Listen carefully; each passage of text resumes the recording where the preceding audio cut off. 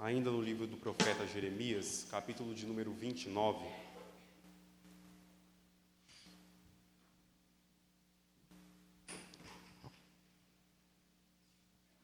Prometo aos irmãos que no meu próximo sermão nós voltaremos à exposição de Reis.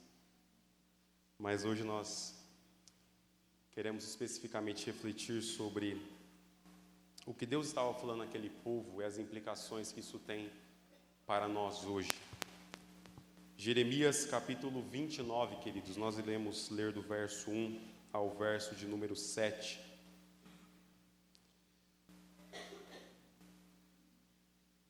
Ouça com atenção aquela que é a palavra de Deus. Jeremias 29 nos diz assim: São estas as palavras da carta que Jeremias, o profeta, enviou de Jerusalém ao resto dos anciãos do cativeiro, como também aos sacerdotes, aos profetas e a todo o povo que Nabucodonosor havia deportado de Jerusalém para a Babilônia.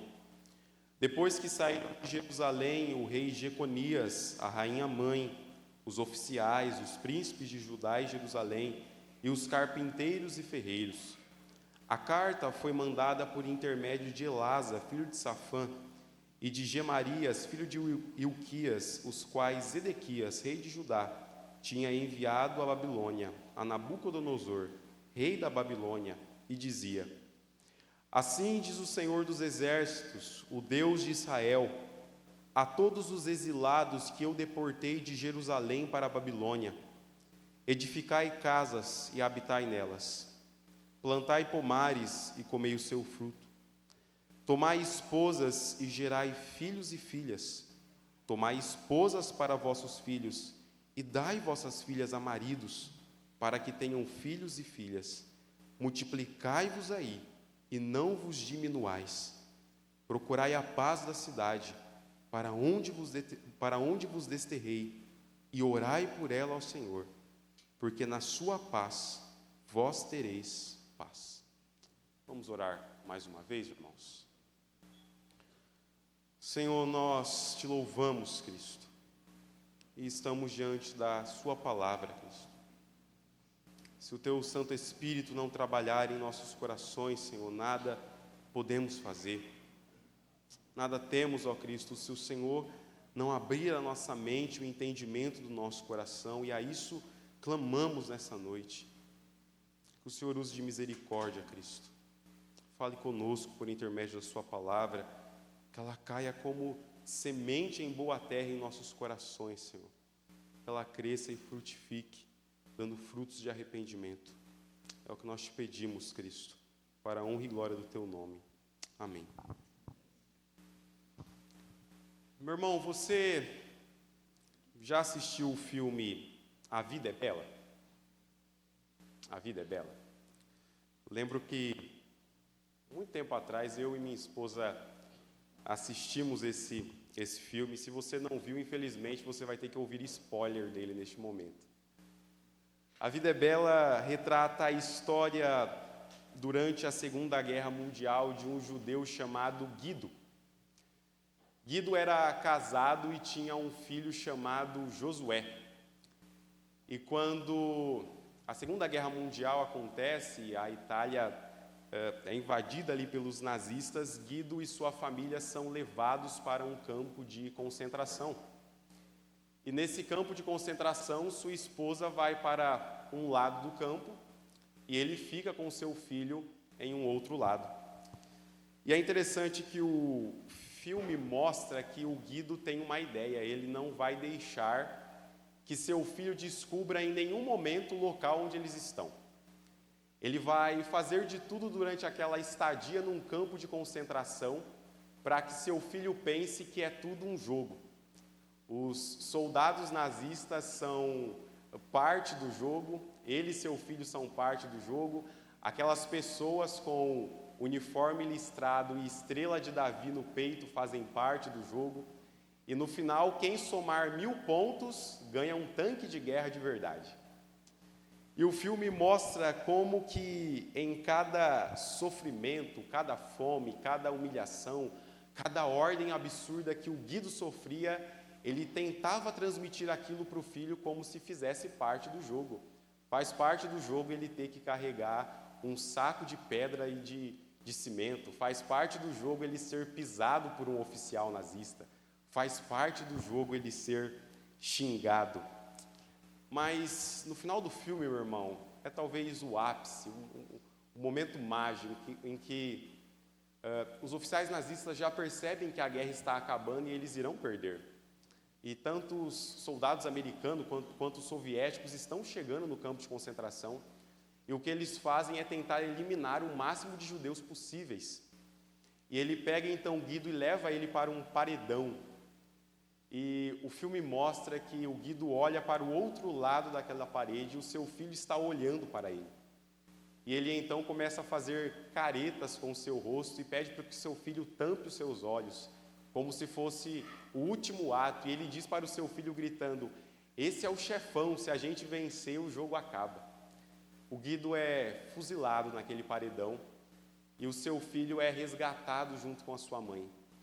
E é interessante que ao final do filme o seu filho volta para casa perguntando para sua mãe: mamãe, a gente não vai levar o tanque de guerra porque a gente venceu o jogo.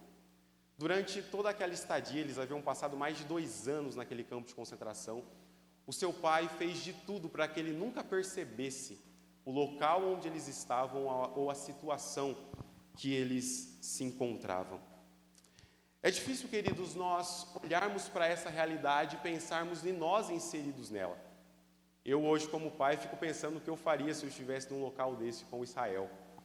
Como que eu agiria para não deixar que meu filho percebesse a situação de exilado que ele se encontrava. E nós queremos refletir, queridos, justamente sobre isso essa noite. Jeremias está falando a um povo exilado. Jeremias está falando a um povo que está fora da sua terra. Jeremias está falando a um povo que foi tirado do seu lar, que teve suas casas destruídas. E nós queremos refletir, meu irmão, sobre como os filhos de Deus vivem no exílio. Como nós lidamos com os cenários de destruição e de medo à nossa volta. Nós veremos isso, queridos, nessa noite sobre o tema Apocalipse para exilados. E nós veremos isso em 3 ordenanças que o Senhor Deus dá a este povo exilado. Ordenanças essas que nós já conhecemos muito bem quando falamos de cosmovisão. O mandato cultural, o mandato social e o mandato espiritual. O profeta Jeremias, queridos, escreve este livro falando do juízo iminente de Deus contra Judá, contra o reino do norte, por sua persistente rebeldia, por sua persistente idolatria, por sua persistente tentativa de se afastar de Deus. O povo de Deus havia abandonado os caminhos do Senhor, havia substituído o culto verdadeiro, havia deixado o verdadeiro Deus e se curvado a falsos deuses. E Jeremias está agora escrevendo seu livro para falar da destruição que viria sobre aquela nação, por eles terem se afastado do caminho do Senhor. E essa destruição viria, meu irmão, por meio de um exílio forçado, o exílio babilônico. O povo de Israel e os judeus seriam levados da sua terra para uma terra distante, para uma terra que tinha outros deuses, outros costumes, outro tipo de culto, e o povo viveria lá. É lá que este povo seria provado pelo Senhor Deus. A destruição de Jerusalém, bem como a destruição do templo, foi apenas não um castigo da parte de Deus, mas um sinal apocalíptico do Senhor, de que Ele firmaria uma nova aliança com a casa de Israel, que Ele iria estabelecer uma nova aliança com o seu povo. Jeremias, queridos, vai transmitir essas verdades. Em todo o seu livro, ele vai falar das condenações que esse povo sofreria e também sobre o tempo quando Deus iria restaurar a casa de Israel, trazendo o povo do cativeiro para de volta à sua terra. E quando nós chegamos no capítulo 29, nós estamos aproximadamente 5 anos depois da primeira grande deportação. Já faz aproximadamente 5 anos que o povo está na Babilônia, cativos debaixo do rei Nabucodonosor. E Deus agora vai enviar uma carta para falar com este povo, para dar ordem àqueles que estão exilados. Jeremias, queridos, vai escrever este capítulo e escrever este texto, falando sobre como o povo deveria viver no exílio, sobre como o povo deveria se comportar, mesmo em uma terra que não lhe pertencia, mesmo em meio a um povo que não era o seu povo, e mesmo em meio a deuses que não era o único e verdadeiro Deus. Perceba as ordens que Deus vai dar a este povo, isso no verso de número 5.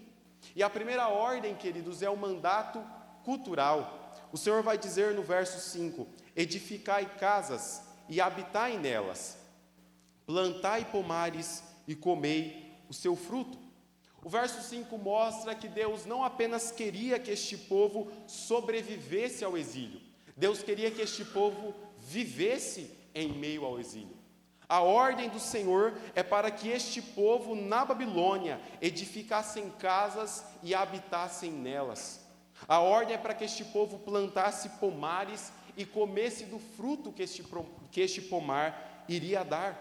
Este povo deveria edificar casas, deveria plantar, deveria trabalhar aquela terra, mesmo não sendo a terra da onde eles possuíam uma identidade. Deus estava dizendo para este povo: não parem suas mãos, trabalhem, construam, cultivem, vivam no meio dessa terra. É interessante pensarmos, queridos, qual seria a nossa reação se nós ouvíssemos isso da parte de Deus. Se Deus nos exilasse do nosso país e nos levasse para uma terra cativa, nos levasse justamente como exilados e cativeiros para um lugar onde nós não temos identidade, um lugar onde nós não pertencemos, um lugar onde não é o nosso povo. E se você ouvisse da parte de Deus o seguinte: construa uma casa nessa terra, eu talvez perguntaria e questionaria a Deus: Senhor, mas quanto tempo vai durar esse cativeiro para eu ter que construir uma casa? Quanto tempo vai durar esse cativeiro para eu ter que plantar um pomar e comer do seu fruto? Quanto tempo leva, meu irmão, se você plantar uma semente de uma árvore hoje, para você comer o fruto dessa árvore?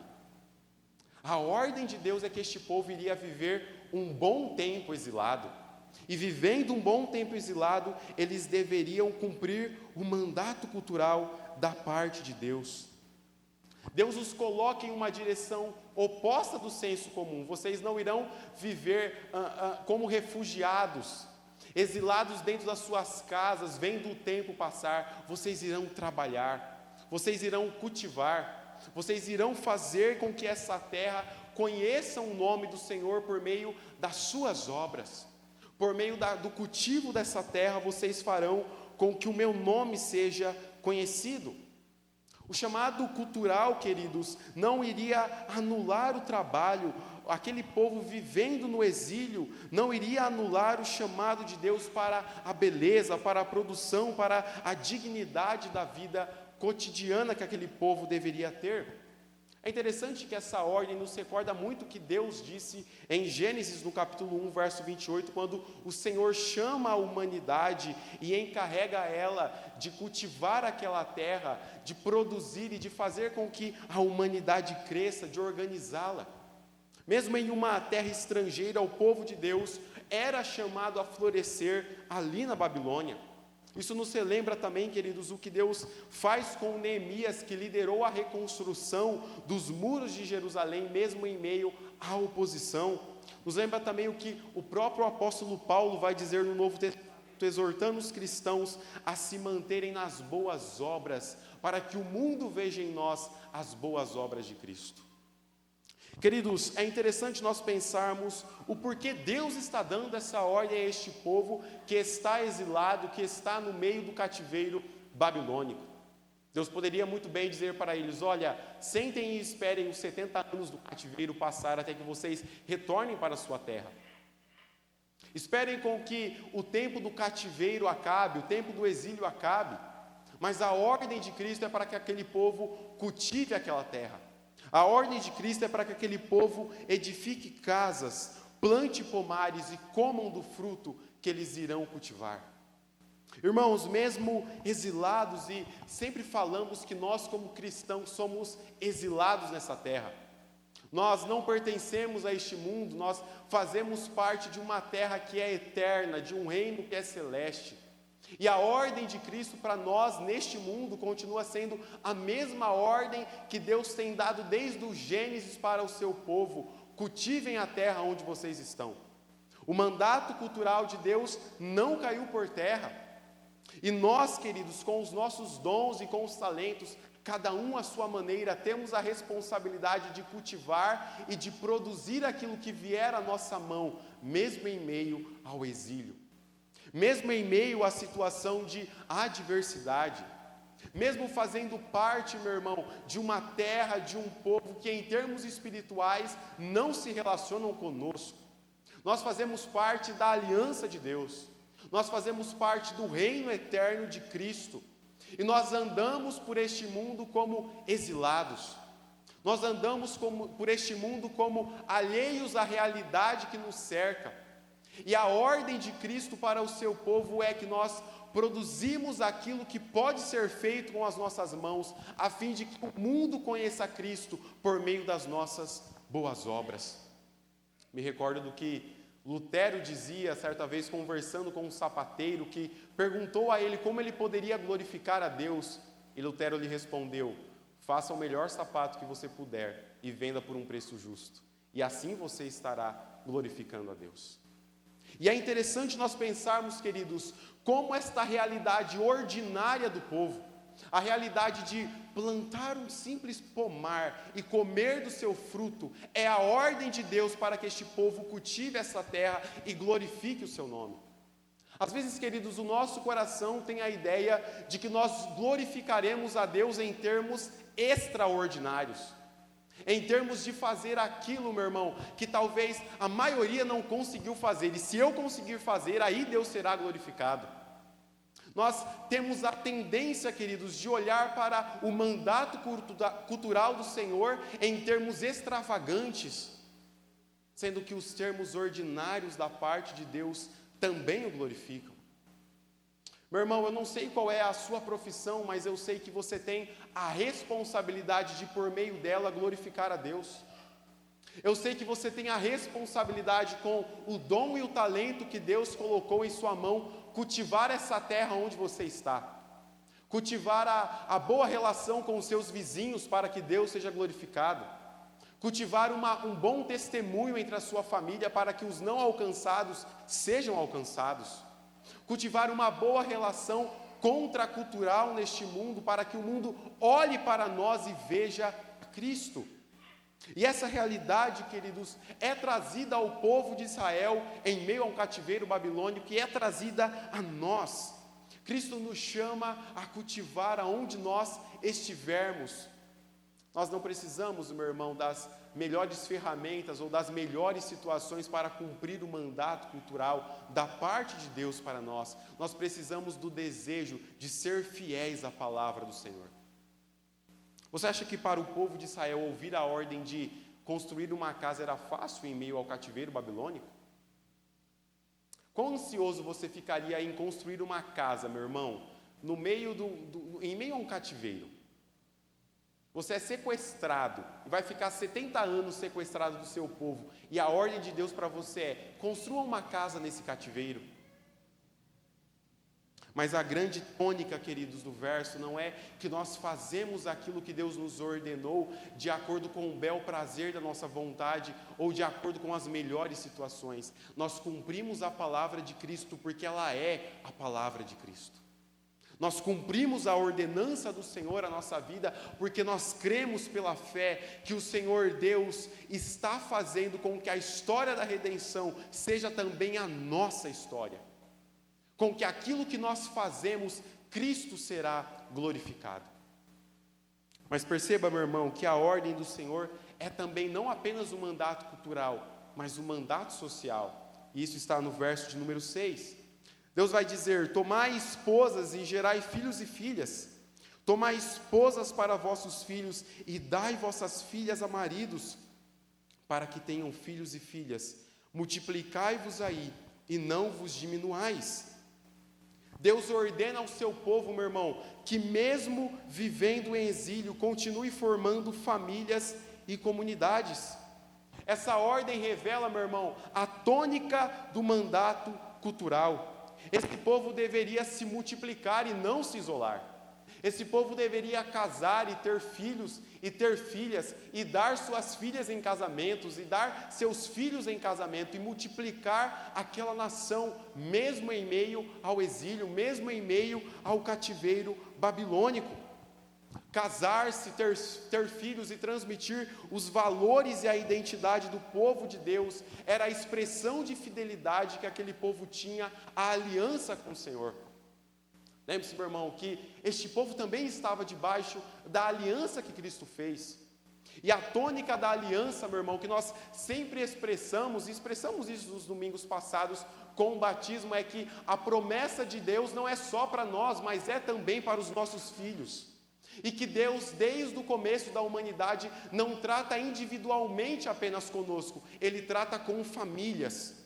E a ordem de Deus àquele povo é: tenham filhos, casem-se.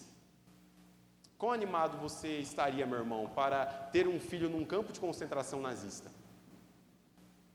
Eu lembro que, quando minha esposa ficou grávida, nós ouvimos de alguns amigos: mas vocês vão ter filho nesse mundo mau? E a nossa resposta padrão sempre foi a mesma: mas quando o mundo estava bom, depois da queda? Em que período o mundo esteve bom para que nós cumpramos a ordenança do Senhor? Sempre se levanta, queridos, e tempos atrás essa discussão estava em voga na internet, se a ordem de ter filhos era para os crentes ou se era meramente uma recomendação da parte do Senhor. Queridos, a ordenança de Deus para os crentes é que estes tenham filhos. A ordenança de Deus para o seu povo é para que eles se multipliquem.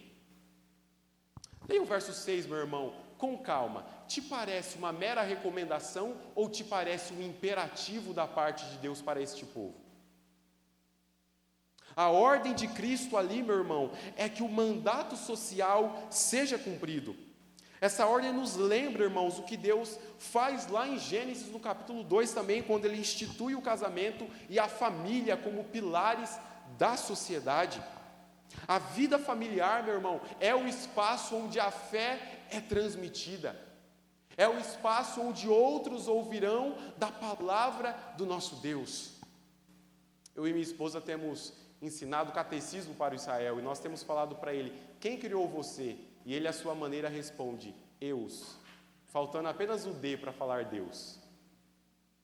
O espaço familiar, meu irmão, é onde a fé é transmitida, é onde Deus faz um pacto com o seu povo, e este pacto é levado adiante por meio dos filhos. E essa ordem não caiu, meu irmão, mas ela é mais surpreendente ainda, porque ela é dada em meio ao exílio. Eu me recordo que em Êxodo, no capítulo 1, verso 12, diz que quanto mais o povo era oprimido, mais eles se multiplicavam e mais eles se espalhavam.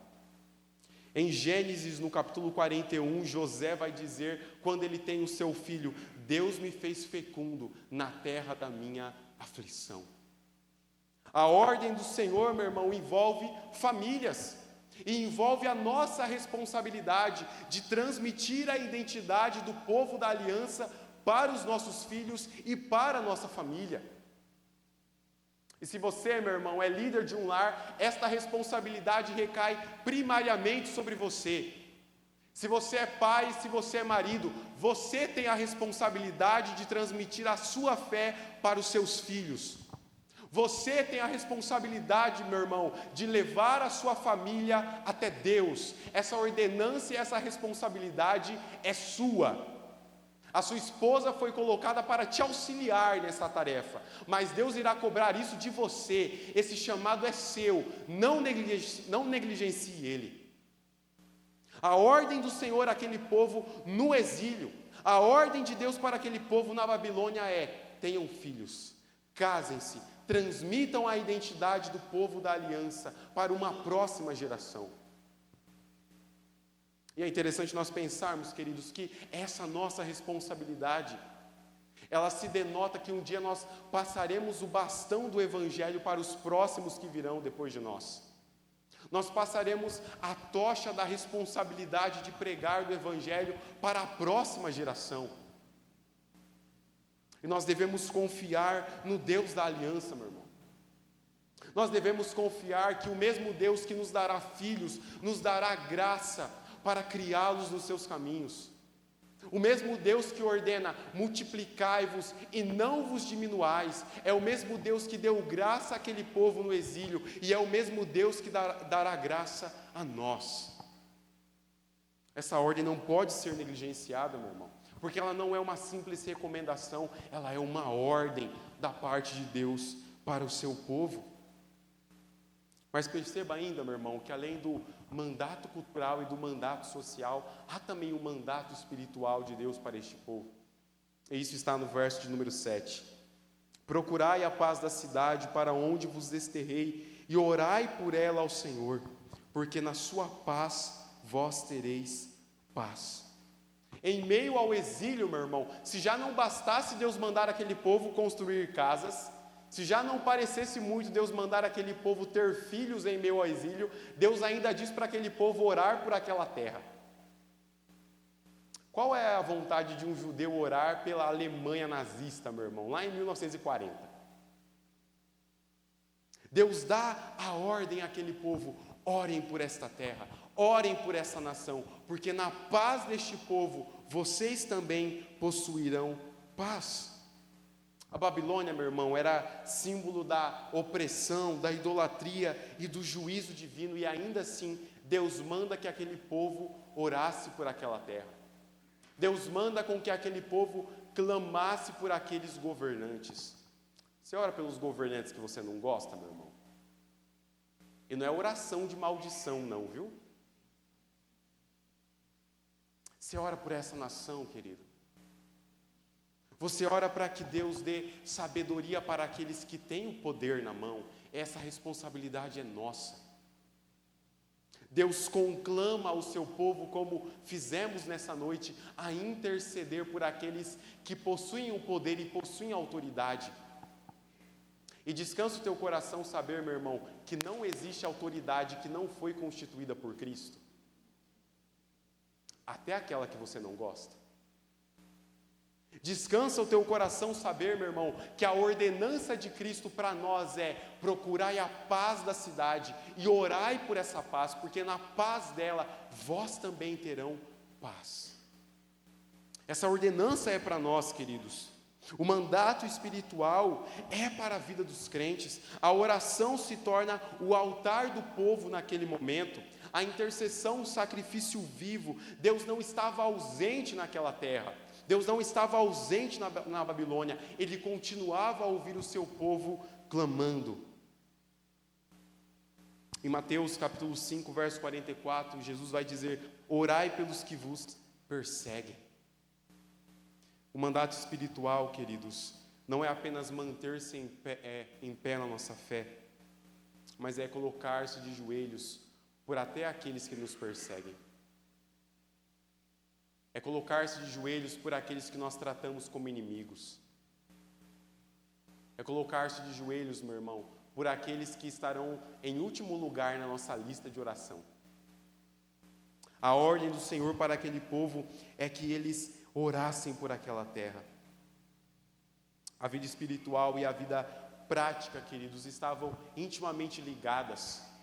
Aquele povo não apenas deveria viver, mas eles deveriam também orar por aquela nação, deveriam orar por aquela terra. Paulo, escrevendo a Timóteo, vai dizer: recomendo, pois, antes de tudo, que se façam súplicas, orações por todos os homens, pelos reis e por todos os que exercem autoridade, para que tenhamos uma vida tranquila e sossegada.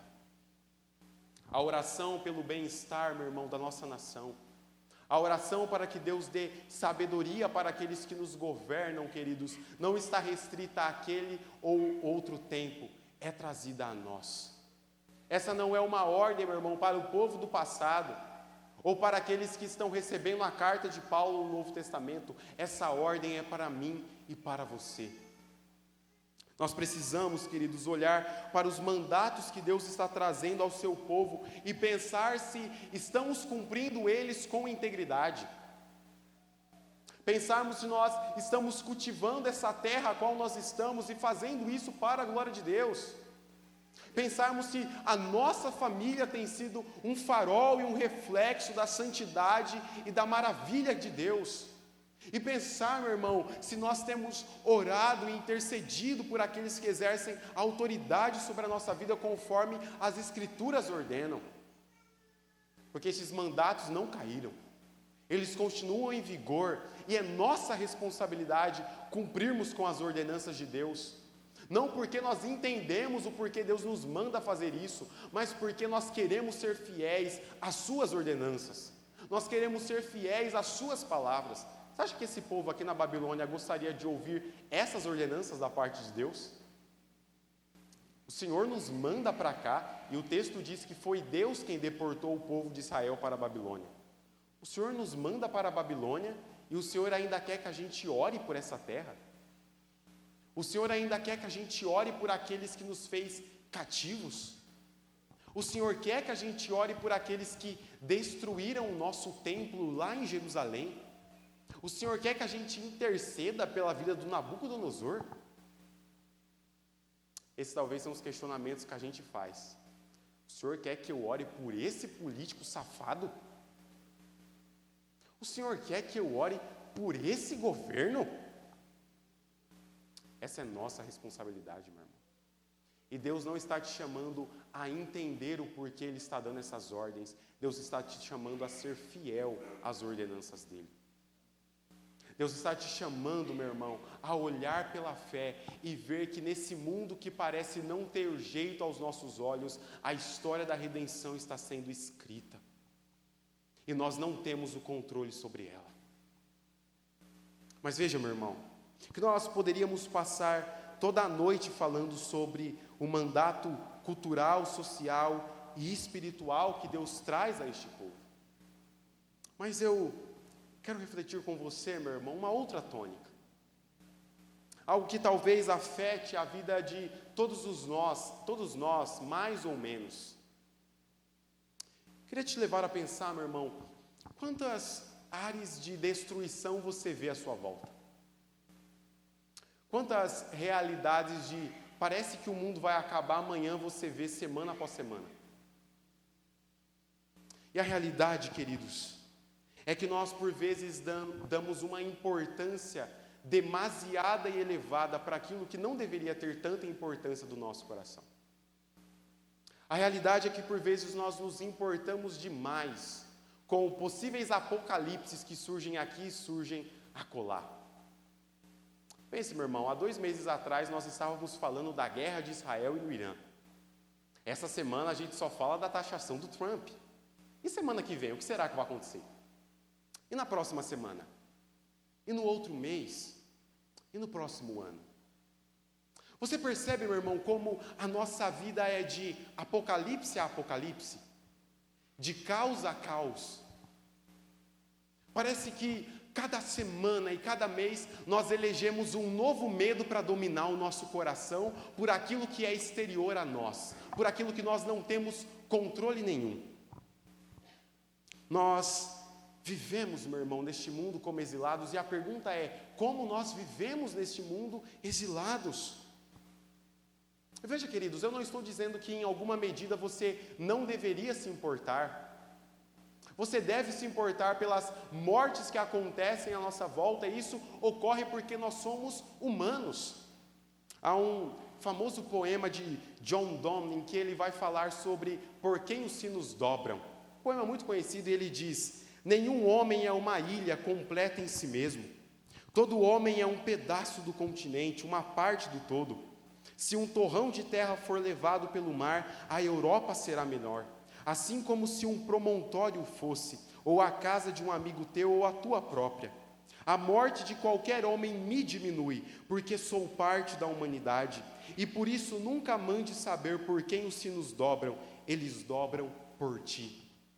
Em um contexto, meu irmão, de destruição e de apocalipse, às vezes à nossa volta, nós devemos ter uma importância com o que acontece, porque nós fazemos parte dessa humanidade.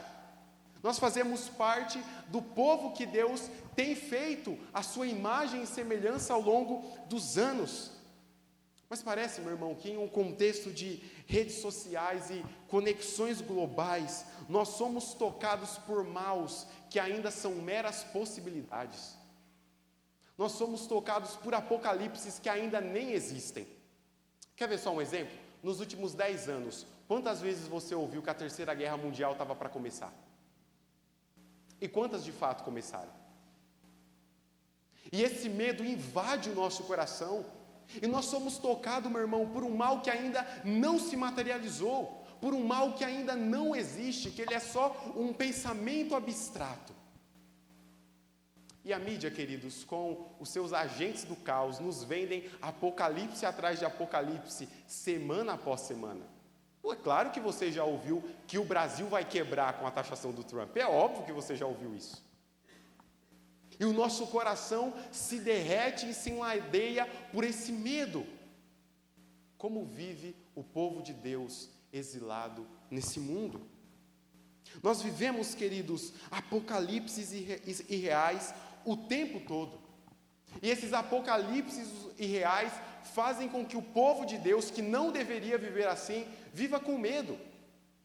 É interessante que fizeram essa pergunta para C.S. Lewis, como eles viveriam com a ameaça da bomba atômica. E C.S. Lewis respondeu dizendo assim: nós viveremos da mesma maneira que você viveria no século XVI, quando a peste visitava Londres quase todos os anos, ou como você viveria na era viking, quando os invasores da Escandinávia poderiam chegar a qualquer noite e cortar suas gargantas, ou na realidade, como você já está vivendo em uma era de câncer, de paralisia, uma era de bombardeio aéreo, de acidentes ferroviários, de acidentes rodoviários. Se todos nós vamos ser destruídos por uma bomba atômica, quando a bomba chegar, que ela nos encontre fazendo as coisas sensatas e humanas, orando, trabalhando, ensinando, lendo, ouvindo música, dando banho nas crianças, e não amontoados como ovelhas amedrontadas, pensando sobre bombas. Elas podem quebrar os nossos corpos, mas elas não precisam dominar as nossas mentes. Se nós vivermos com medo, querido, uma realidade que ainda não se materializou, nós viveremos amedrontados nesse mundo. Nós viveremos como C.S. Lewis está dizendo, ovelha jogada em um canto. Mas a realidade do povo de Deus, queridos, e o que C.S. Lewis fala é que nós deveríamos viver como nós viveríamos uma vida comum, como se esse medo não existisse, trabalhando, vivendo, dando banho nas crianças e vendo o seu time de futebol perder. Nós deveríamos viver essa vida, queridos, não com medos irreais, mas nós deveríamos viver essa vida tendo esperança em Cristo. Perceba, meu irmão, que nós vivemos por vezes expectativas de medos que ainda não se materializam. E o povo de Deus no exílio não deveria viver dessa forma. Deus chama esse povo a viver uma vida comum e ordinária, e não a deixar seus corações serem dominados pelo medo de viver em uma terra longínqua, de viver em um exílio. Nós, queridos, por vezes estamos tentando controlar o que nós não podemos e nós esquecemos daquilo que nós realmente podemos fazer para mudar o mundo e a nossa realidade. Nós ficamos o tempo todo, meu irmão, tentando controlar o que nós não podemos. Nós tentamos, de alguma forma, descobrir a próxima crise econômica. A gente fica tentando descobrir a próxima alta do dólar, o começo da Terceira Guerra Mundial. E a gente vive com esse coração, meu irmão, ansioso e recheado de medo. Ouvi de um determinado pastor que, durante a pandemia, um dos seus membros chegou para ele e falou assim: pastor, agora acabou nossa vida. Agora já era, pastor, porque a China agora vai dominar o mundo.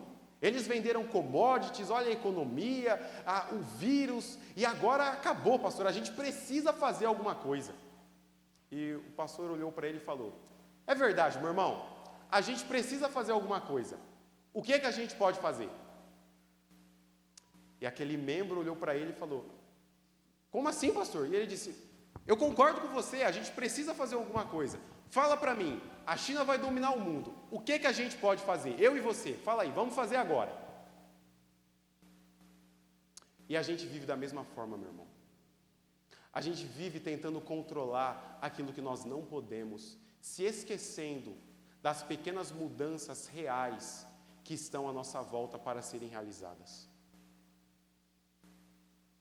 Tempos atrás eu conversava com a minha esposa e nós falávamos de todo este cenário geopolítico à nossa volta e nós comentávamos sobre uma possível nova guerra mundial e nós falávamos em casa, é verdade, a gente tem que ter um plano, né, para ir para outro país, alguma coisa.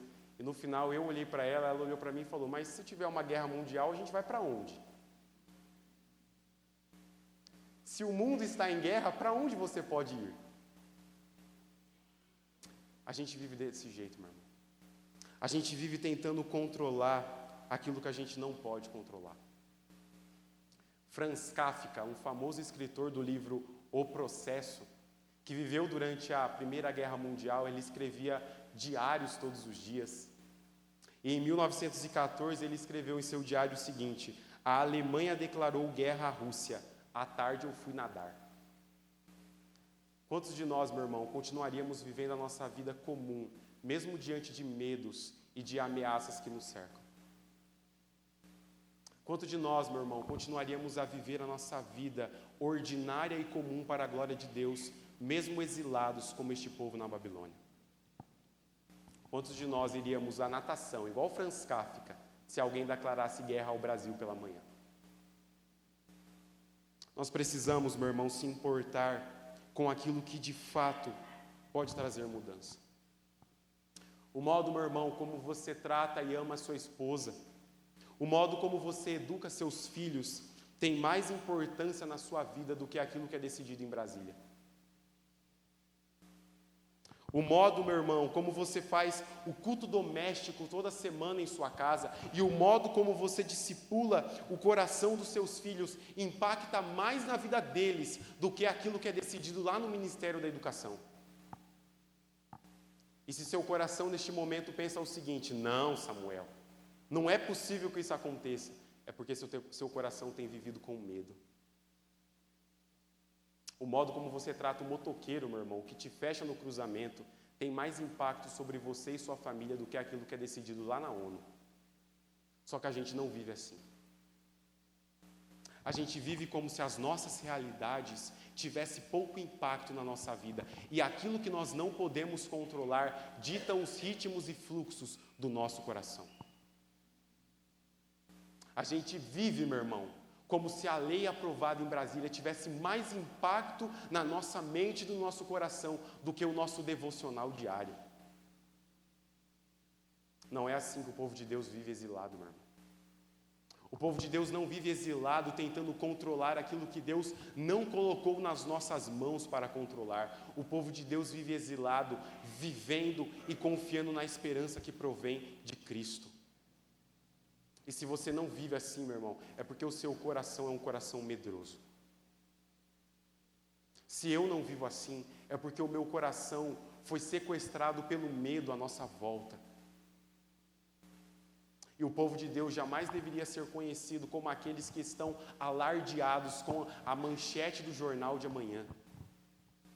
O povo de Deus deveria ser conhecido como aqueles que, apesar da manchete, estão com esperança em seus corações.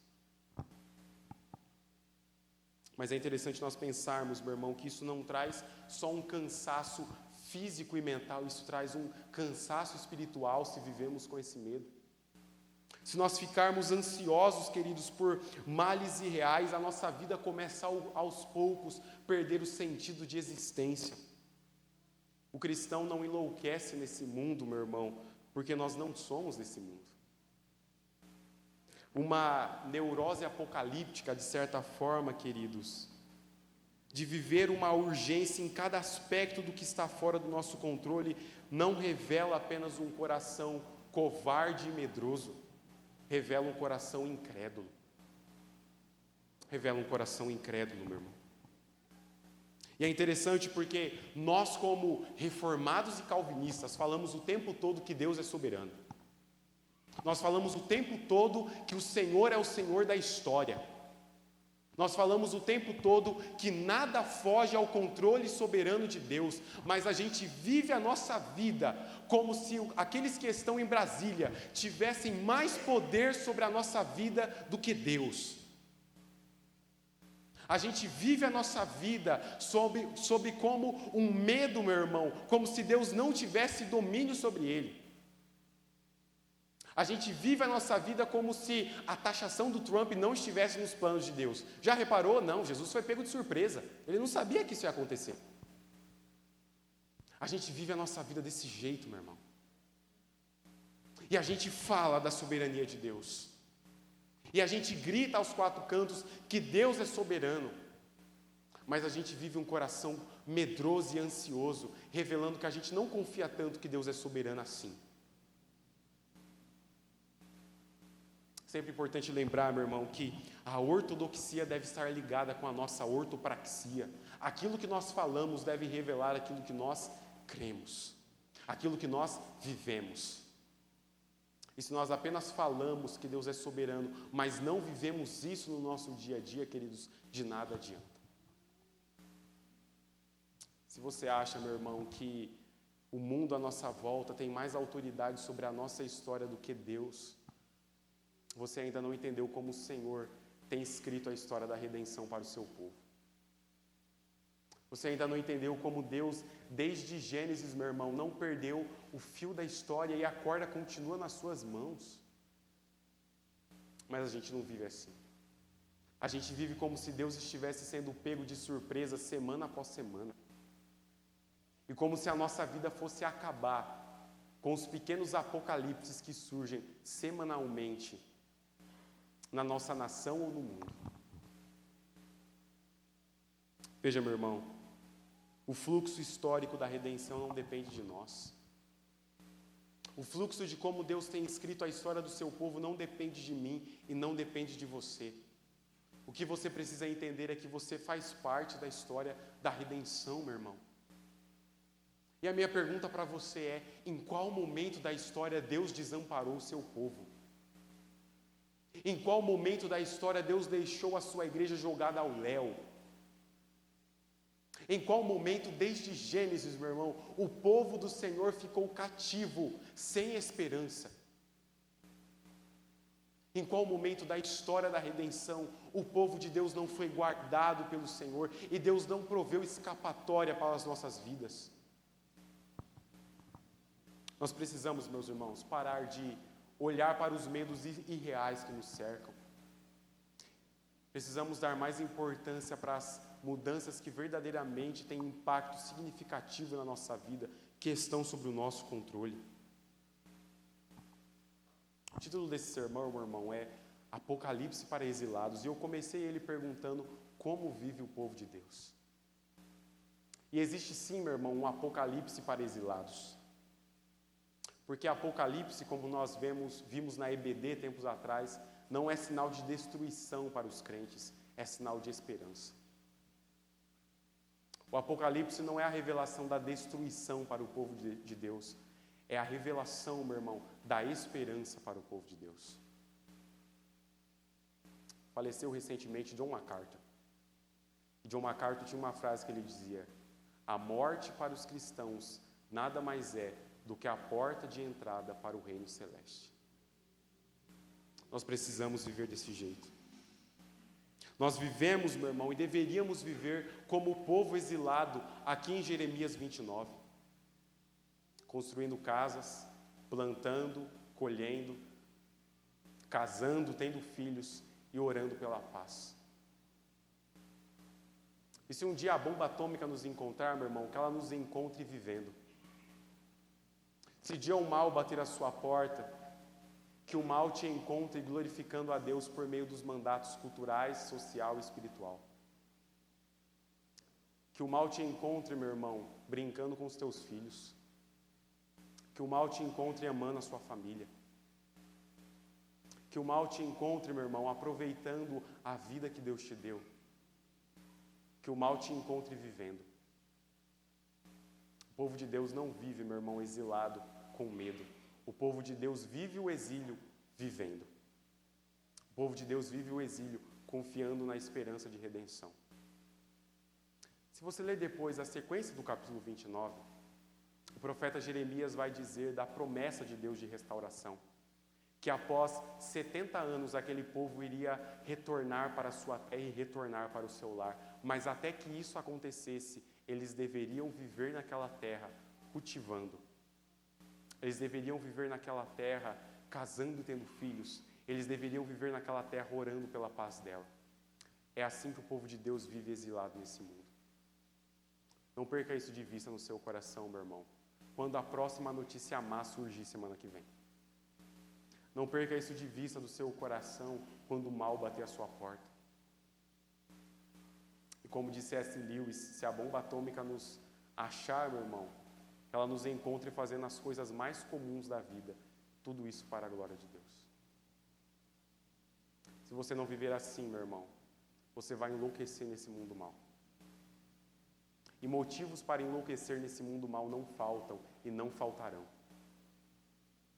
O povo de Deus vive o exílio, meu irmão, com a esperança da redenção. Não perca isso de vista do seu coração. Quero chamar nossos irmãos do conjunto à frente. Nós estaremos orando, encerrando nosso culto. Se coloque de pé, meu irmão, vamos orar.